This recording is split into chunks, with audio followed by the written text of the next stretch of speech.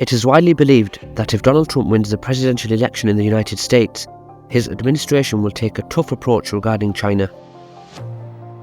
Since his supporters accuse Kamala Harris of being a communist, they often perceive the current US Vice President as a politician who allegedly plans to make serious concessions to Beijing. In reality, Washington is unlikely to radically change its policy towards China, regardless of the outcome of the vote. Whoever wins the election will continue to firmly back Taiwan and encourage the American allies to distance themselves from the People's Republic. But how will China react? I'm your host Kasim and welcome to another KJ Report. In this video we will discuss the future of US-China relations post-2024. The United States and China are linked by a strong economic interdependent relationship. The American trade with the People's Republic has grown enormously in recent decades.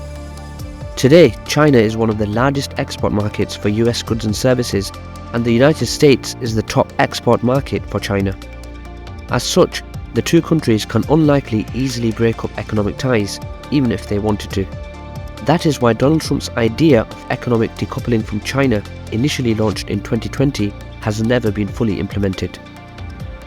China has been playing the role of a global factory for decades, and it will take time for Washington to relocate its business from the People's Republic to countries such as Vietnam or India. It is a very slow process, and it remains rather questionable if the American corporations operating in China are willing to end its presence in the world's second largest economy. American companies such as Apple, General Motors, Nike, Walmart, Microsoft, KFC, Starbucks, Adidas and Coca-Cola earn hundreds of billions of dollars annually from sales in China, while Chinese firms have invested tens of billions of dollars in the United States. Thus, from the purely economic perspective, a potential decoupling would have a negative impact on both countries.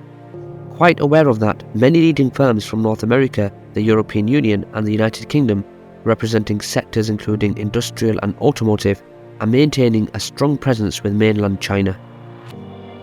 But relations between the two great powers are not driven only by economic interests.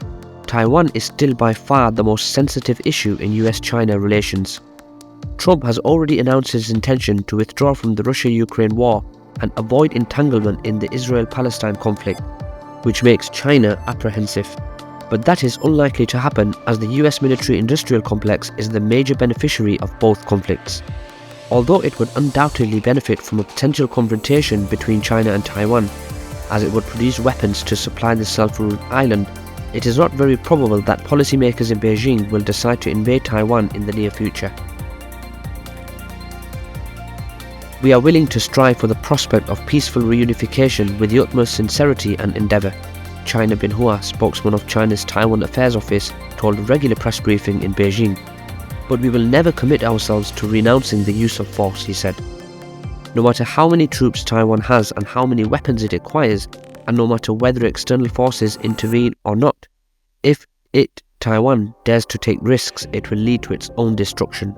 The People's Republic leadership has repeatedly stated that China will surely be reunified with Taiwan and has set 2049 as a target for achieving the Chinese dream.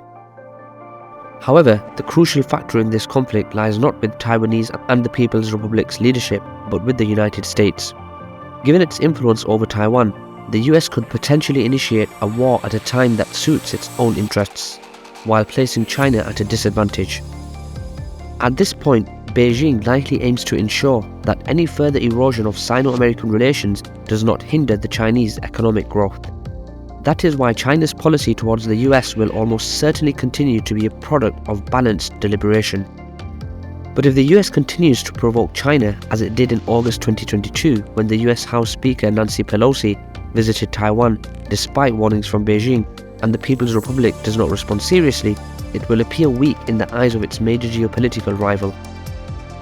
The problem for China is that its export-oriented economy is heavily dependent on the West, which is why Beijing is likely to once again turn a blind eye to potential new American provocations. What the Chinese leadership can do, though, is to continue holding military exercises near Taiwan, although the American policymakers know that China, at least at this point, is not ready for a full-scale war against its breakaway province. That is why they are expected to continue crossing Beijing's red lines, be it in Taiwan or elsewhere. If Harris wins the election, human rights will likely be a fundamental principle for Washington's relations with China. In other words, the US will use human rights as an instrument to continue pressurizing Beijing over various issues.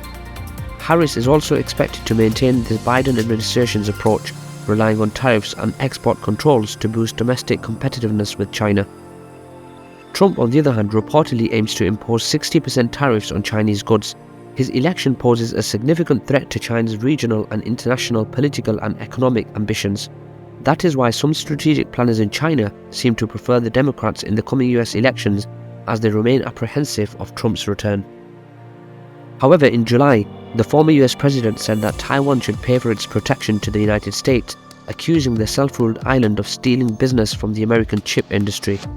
Harris, on the other hand, claims that Washington will continue supporting Taiwan's ability to defend itself.